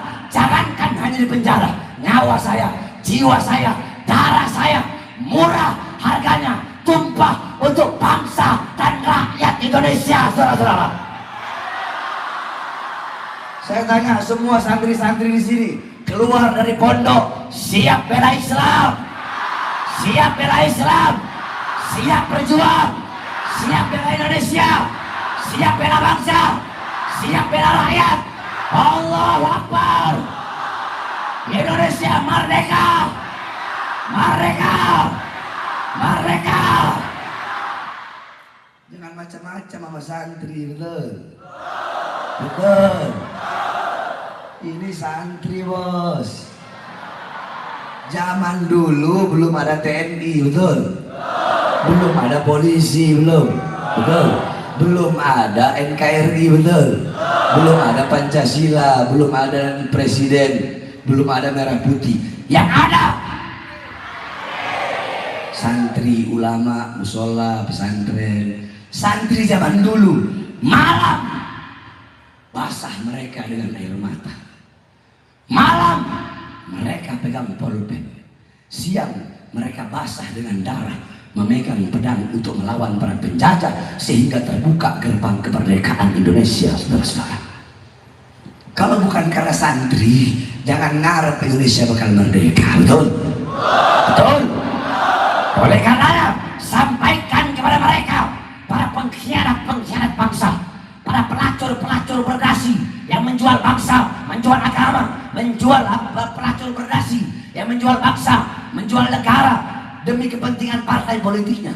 Sampaikan kepada mereka, pelacur agama yang menjual ayat, yang menjual hadis, menjual agama demi kehidupan dunianya. Para pengkhianat bangsa, sampaikan kepada mereka, siapapun yang ingin menghancurkan Indonesia, yang ingin merampok harta rakyat Indonesia, yang ingin merampas kedaulatan Indonesia, kami bersumpah demi Allah, selama tanah Indonesia tidak pernah kosong dari kami santri-santri yang pakai sarung, maka selama itu kami santri-santri bersarung, santri-santri pondok pesantren, kami yang akan berada di barisan paling depan membela bangsa, rakyat Indonesia sampai titik darah penghabisan, saudara-saudara. Allahu Akbar. Hidup santri, hidup santri, hidup santri. Santri siap mati, siap hancur, siap binasa. Allahu Akbar. Indonesia merdeka, merdeka, merdeka. Allahu Akbar. Mudah-mudahan para pejabat jadi pejabat yang baik, amanat, taat, patuh, tunduk kepada Allah. Amin ya Rabbal. Terakhir,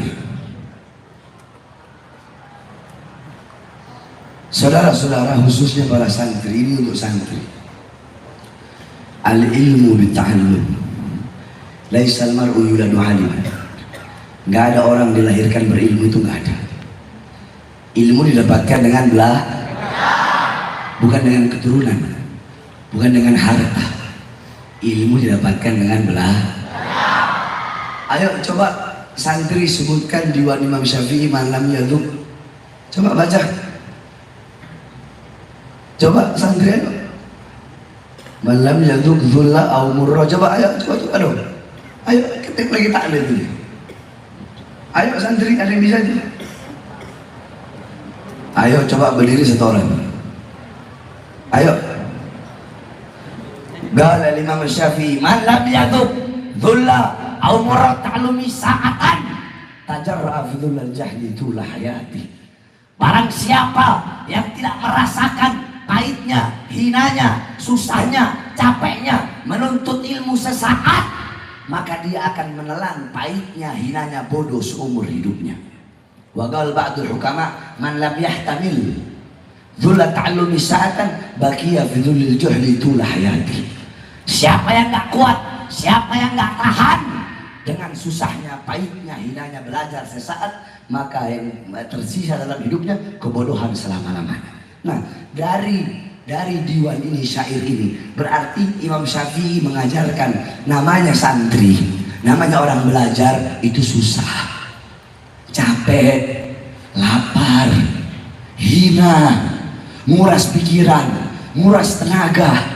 Kalau mau enak jangan jadi santri, jadi artis TikTok. Jadi santri itu harus Kalian pikir cuma kalian masih enak ya begini. Bagaimana jadi santri saya kalian? Saudara-saudara, ulama-ulama zaman dulu dijelaskan dalam kitab Inbahul Ruwat ala Anba'in Nuhat. Itu kitab tentang sejarah-sejarah ahli nahwu. Ulama ahli nahwu zaman dulu kalau mau belajar saking susahnya, mereka harus masuk dalam gorong-gorong seperti ini. Makin hari makin sempit, keluar dari gorong-gorong ke sampai tempat dulunya, kulitnya pada sobek semua. Al-Imam Jarir ibn Hashim selama 15 tahun belajar di bawah cahaya bulan. Kenapa? Nggak punya uang untuk beli obor, untuk beli lentera. Asy-Syaikh Abdul Qadir Jailani pernah kelaparan ketika ngaji. Beliau merangkak di padang pasir untuk apa? Makan pucuk-pucuk rumput. Jadi ulama dulu itu mereka ngaji untuk ilmu itu susah, capek. Abdullah bin Mas'ud bilang, "Zalaltu taliban fa'azaztu matluban." Aku hina ketika menjadi pencari dan aku mulia ketika menjadi yang dicari. Maksudnya, aku dulu hina ketika menjadi pencari ilmu, tetapi sekarang aku mulia ketika menjadi orang yang dicari ilmunya. Anak dulu juga begitu, saudara-saudara. Hei santri, ente tahu anak dulu kalau murojaah, mutolaah sampai jam 3 dulu masih nggak punya uang buat beli balas, pakai cabe ulek gini oleh mata biar melek terus ini.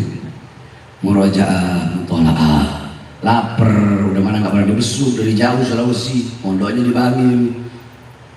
Susah. Ketika anak menjadi pencari susah, tetapi ketika anak menjadi yang dicari, anak mendapatkan kemuliaan dari Allah Subhanahu wa Ta'ala. Habib Mahdi juga begitu. Dulu waktu masih pondok di Hadramut, mana ada perutnya buncit begitu. Kecil, susah, hina, capek, lapar. Sekarang mulia, sekarang dicari orang, sekarang agung, sekarang terhormat. Terus ente mau dapat dengan gitu aja gitu? Saya tanya, ini buat para santri. Kalian ingin menikmati keindahan puncak gunung. Ketika memanjat puncak itu capek nggak? Capek nggak? Ingin mendapatkan mutiara yang indah, kalian harus siap basah. Bahkan kayu gahru kalau dicium gini wangi nggak? Dicium begini belum dibakar wangi nggak? Enggak. Tapi ketika kayu gahru itu dibakar, bercumbu dengan sang bara, dia menahan panasnya bara, baru dia merasakan, baru dia tercium harumnya. Jadi syarat tercium dia harus rela menahan panasnya Anak tanya Habib Mahdi, Beb, lebah itu madu itu dari apa? Madu dari lebah. Antum, madu dari apa? Madu dari mana? Lebah. Antum. Oke, madu itu dari mana? Lebah. Semuanya madu dari mana? Kalau ente nanya ke Bahar bin Smith, Beb, madu itu dari apa? Madu itu bukan dari lebah. Madu itu dari bunga yang terluka akibat sarinya dihisap oleh sang lebah. Syarat madu yang manis, syarat madu yang menjadi obat itu disebabkan dari luka sang bunga. Jadi namanya orang kalau mau jadi mulia itu harus hina. Kalau mau enak ya harus capek dulu, intinya sih. Paham? Siap hina, siap susah, siap capek, siap lapar. Kiai di sini makan saya berapa kali? 3 kali. Wah enak, makmur. Di tempat anak makan sehari cuma 2 kali.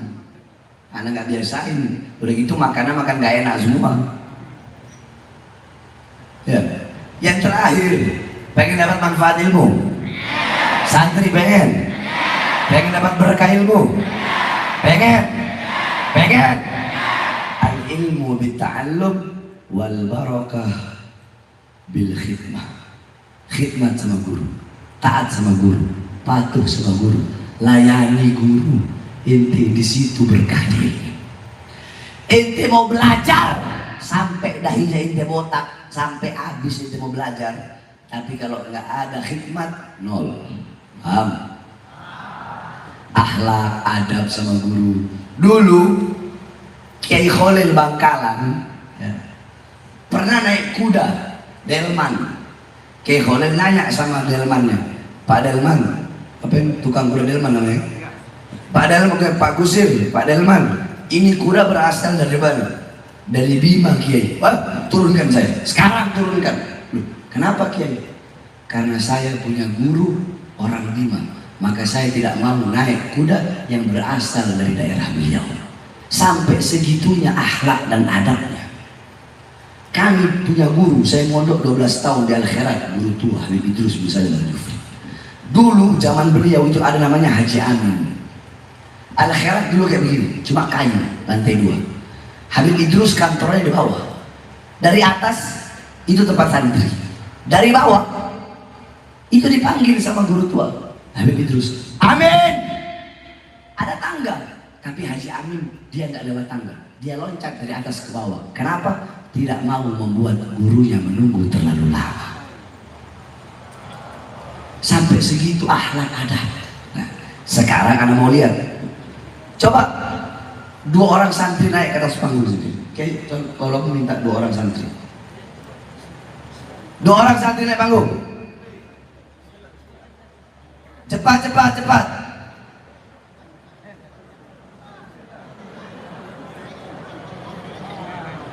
Ini namanya bitatbih. Langsung praktek. Ayo coba asatidnya itu, asatidnya. Suruh 2 orang santri naik.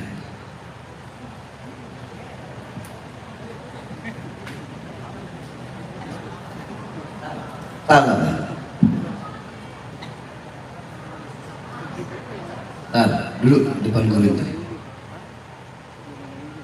Salim sama guru itu. Ente saling sama guru ini. Udah, ente balik lagi semua.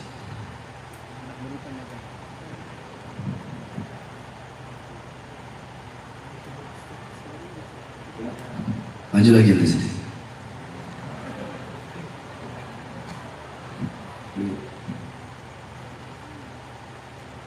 Begitu cara ente saling sama guru.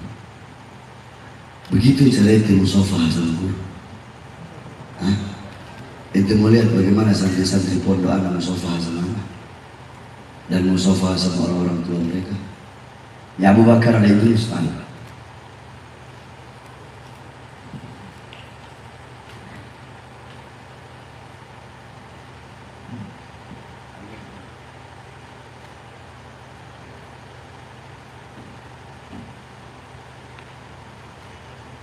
musafah sama guru bukan cuma ditempel.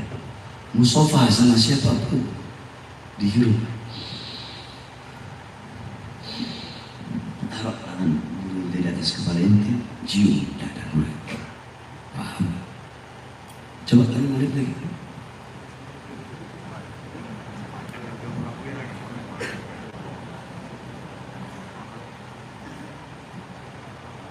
Terus cium dada guru ente.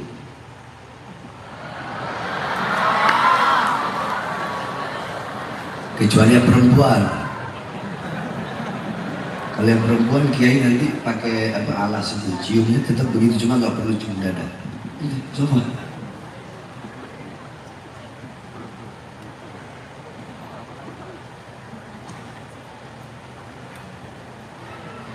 Ente kalau jalan depan guru, belakangi guru apa enggak? Enggak. Guru ente ada di ujung sana, mobil putih dan mobil putih itu. Lihat saja. Guru ente ada di sana, ente di sini. Guru ente nggak ngeliat ente. Apakah ente bakal tetap duduk sama teman-teman ente atau ente berdiri? Hah? Benar, karena depan anak dia ngomong begitu. Tatbiknya nggak begitu. Jadi intinya santri cium tangan seperti tadi, paham? Bisa? Jangan pernah ente membelakangi ente punya guru, paham? Ente lagi duduk, guru datang, berdiri langsung, tundukkan kepala ente, jangan berani lihat wajah guru ente, paham? Ente dari tadi lihat, ente lihat, ada nggak Abu Bakar Al-Idris lihat wajahnya? Ada nggak? Ente lihat nggak dari dia lihat wajahnya? Nggak berani kan? Murid begitu akhlak adabnya. Nggak boleh lihat wajah guru begini. Kecuali guru yang ngajak. Ketika guru ngajak ngobrol pun dia harus nunduk. Selama mata ente ngelihat guru, selama itu ente harus berdiri. Walaupun guru nggak lihat ente, karena kebanyakan murid berdiri karena dilihat sama gurunya. Kalau gurunya nggak lihat, tetap aja dia duduk, ya kan? Itu berarti akhlaknya palsu, akhlak bodong itu. Paham? Akhlak nomor satu, adab nomor satu. Nabil sini Bil. Nabil bin Syabakar. Anak punya murid kebanyakan Sayyid Habib. Disuruh di sini depan sini. Dibuatin tadi. Nah, boleh lagi. Ada berani di belakangnya nah? Berani nggak di belakangnya nah? Ini yang sayyid. Bagaimana yang bukan sayyid? Itu anak didik anak punya murid. Akhlak, adab. Lau kana fil ilm min dunil khuluq syarafun lakana asrafu khalqillahi iblis. Kalau cuma modal ilmu doang, nggak ada akhlak.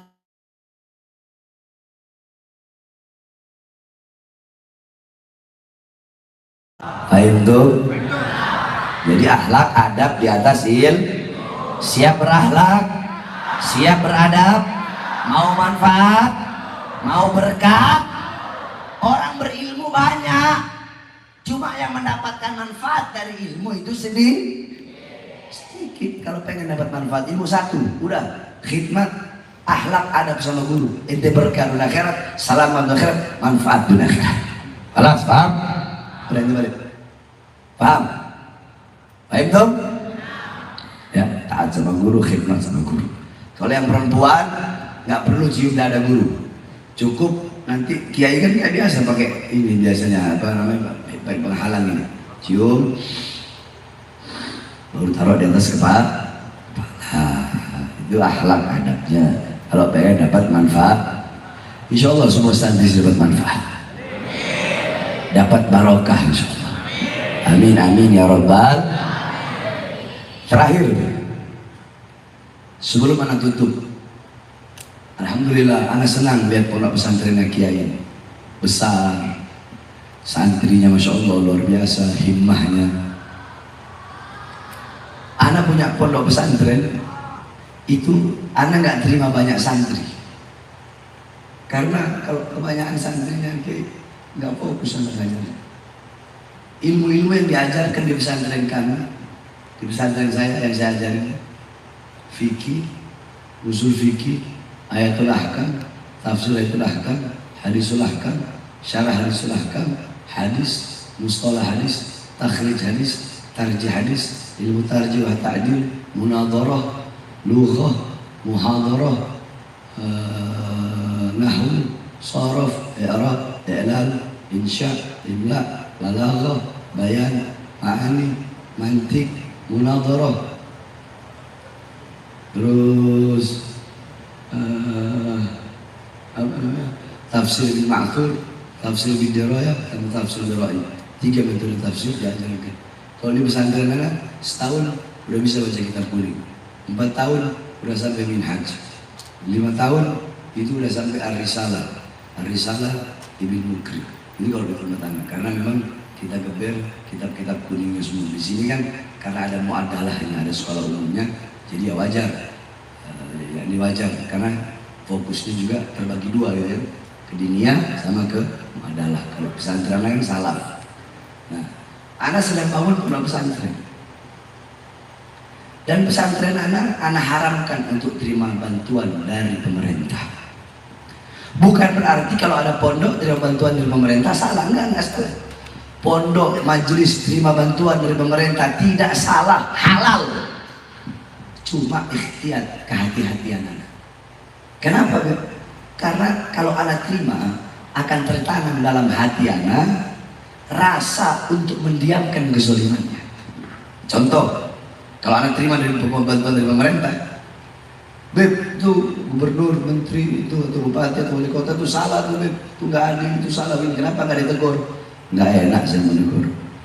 Kemarin saya habis dikasih semen 100.000 sak, nggak enak saya menegur. Kemarin saya habis dikasih amplop 200 juta, banyak kayak begitu. Dikit amat ini ngomongnya aja calon penerima ini semua. Banyak nggak? Banyak ya? Makanya saya nggak mau terima. Ya karena itu tadi. Makanya saya mau ngomong suka hati-hati saya. Saya mau bahasa apa kayak bahasa apa bodoh amat. Betul. Cuma kalau yang terima itu biasanya takut-takut tuh, nggak mau bahas-bahas itu. Tapi nggak salah. Kan saya bilang, saya ikhtiar. Paham? Ikhtiar. Sufyan Ats-Tsauri, beliau 17 tahun tidak minum air Zam-Zam. Ya Imam, air Zam-Zam sunnah. Kenapa kamu nggak minum? Andaikan aku punya gayung sendiri. Maksudnya, andaikan aku punya gayung sendiri, aku bakal minum air Zam-Zam. Terus kenapa emang? Air gayung yang disediakan di Zam-Zam adalah gayung milik pemerintah. Makanya saya nggak mau. Sampai segitunya ikhtiar. Itulah yang kami ikuti. Nah, karena kami sedang bangun pesantren, terus sedang beli tanah apa semua segala macam. Nah, makanya pada malam hari ini coba yang santri angkat tangan. Jadi kelihatan yang bukan santri yang mana. Yang santri angkat tangan coba. Nah, berarti yang bukan santri yang depan ini ya. Yang depan ini bukan santri. Yang depan sama yang di panggung. Bukan santri ya. Kelas yang santri. Ini sorban anak pakai dakwah selama sekitar 13 tahun, bahkan dalam penjara. Nah ini mau anak lelang untuk pembangunan pesantren. Mau anak lelang. Nah, selain santri yang ada di depan sini sama yang ada di panggung, siapa yang mau beli ini uangnya buat pondok pesantren.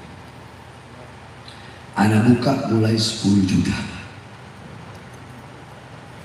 Siapa? Ente orang giliran beli mobil ente cepet pada. Ini buat beli buat pesantren pada 10 juta. Ada lagi yang lebih? Mahdi. Galeng-galeng terus. 10 juta. Siapa lagi? Ada? Ada lebih? Nggak ada? Udah? Ya akhir, buat beliau 10 juta. Mudah-mudahan barokah dunia akhirat. Insya Allah mendapatkan keberkahan dari dakwah yang selama ini anak pakai kemana-mana. Insya Allah beliau ikut mendapatkan keberkahan. Amin amin. Ya Rabbal alamin. Ya, itu saja sedikit nasihat yang saya sampaikan. Kurang? Oh lagu prajurit. Nah, ya, itu saya sudah sampaikan, kurang lebihnya mohon maaf. Ra'afu minkum. Nanti kita tutup dengan lagu prajurit pembela Rasulullah. Santri bawa HP nggak? Oh enggak. Kalau bawa HP mau saya suruh flash begini. Karena nggak bawa ya udah angkat tangannya aja begini sambil qasidah yang keras ya. Ayo semuanya. Prajurit pembela Rasulullah untuk yang keras. Satukan hati, satukan jiwa. Ayo. Yang keras. Lawan dia sampai berkara.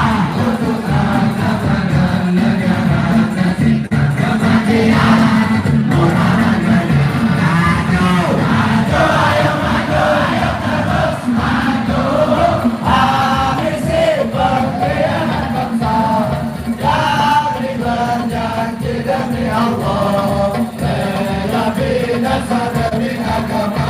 Wahai prajurit pembela Rasulullah, berjuanglah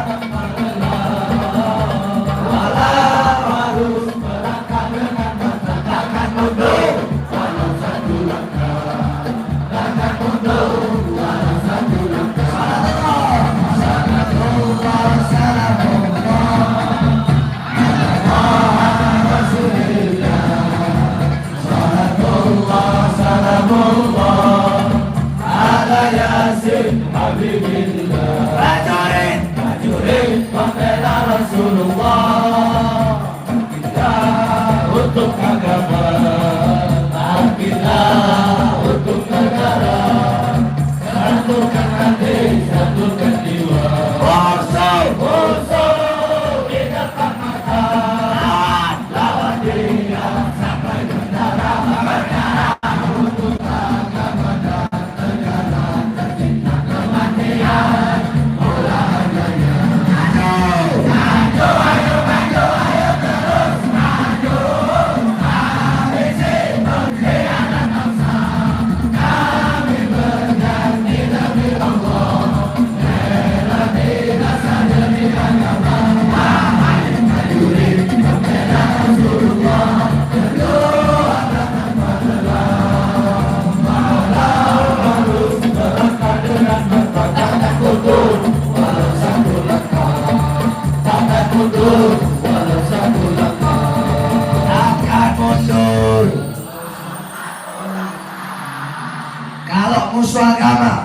musuh negara datang, maju atau mundur? Maju atau mundur? Lawan atau biarkan? Lawan atau biarkan? Siap hancur? Siap mati? Siap binasa? Allahu Akbar. Merdeka! Merdeka! Wassalamualaikum warahmatullahi wabarakatuh.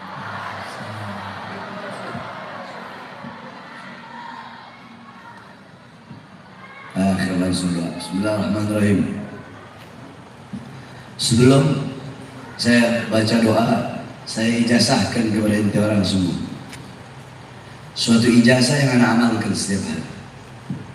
Ba'da maghrib baca ratib al-haddad, ba'da isya baca ratib al-attas, sebelum subuh baca doa fajar, ba'da subuh baca wirdul latif, sebelum duhur baca futuhatul arsyiyah, ba'da duhur baca mafatihus sa'adah, wirid sakran, hizib nawawi, hizib khafi, doa fadil mugaddam. Sebelum asar baca wirdul kabir, wirdul sawir, Syekh Abu Bakar bin Salim. Ba'da asar baca hizib bahar, hizib nasor, Syekh bin Hasan Asy-Syadzili. Sebelum asar, sebelum maghrib wirdul latif, ba'da maghrib ratib haddad. Begitu terus. Khususnya santri itu senjatanya ini orang.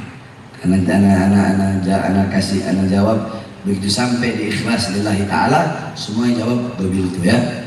Yani ajaztukum hadhihi ijazah kama qara'an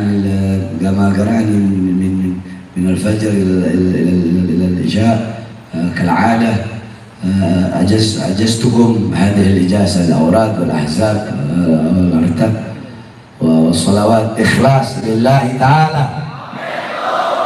اللهم صل على سيدنا محمد وآخر النجاة وآخر الأمان وآخر الحياة وآخر الماء وثبتنا في كل المؤذن وحي إيمانا وأنت مولانا فانصرنا القوم الكافرين والظالمين والفاجرين والفاسقين والكاذبين والمذبذبين وانصرنا من سلطان الجائرين والأمراء الظالمين فإنك خير الناصرين يا رب. علمنا فينا خير العالمين وارزقنا فينا خير الرازقين وارحمنا فينا خير الراحمين وانصرنا فينا خير الناصرين وافتح لنا فتوحة الأرشية ورحمة والبركة فإنك خير الفاتحين.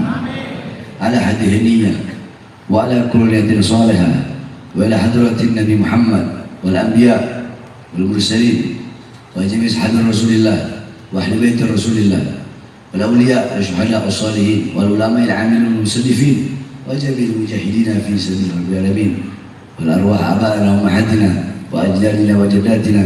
أخص رسولنا مؤسس هذا المعهد أبويا كي حجي محمد حسني المبرد، اللهم اغفر له وارحمه وآفه وأعف عنه وهجم له من النار وستره من العفو من الحساب.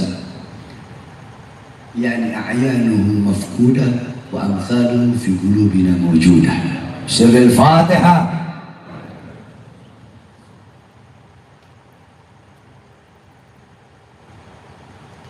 ربنا آتنا في الدنيا حسنة وفي الآخرة حسنة وفي الآخرة حسنة في الدنيا بالعلم، حسنة في الدنيا بالعلم، حسنة في الدنيا بالعلم، وفي الآخرة حسنة في الآخرة برعية سيدنا محمد، حسنة في الآخرة برعية سيدنا محمد، في الدنيا حسنة ولا في الآخرة حسنة وقنا عذاب النار. وصلى الله على سيدنا محمد وعلى آله وصحبه وبارك وسلم. الحمد لله رب العالمين. قبول.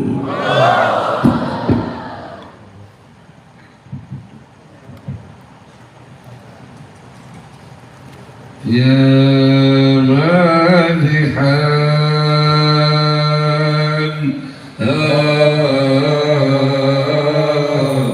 خيرا لنا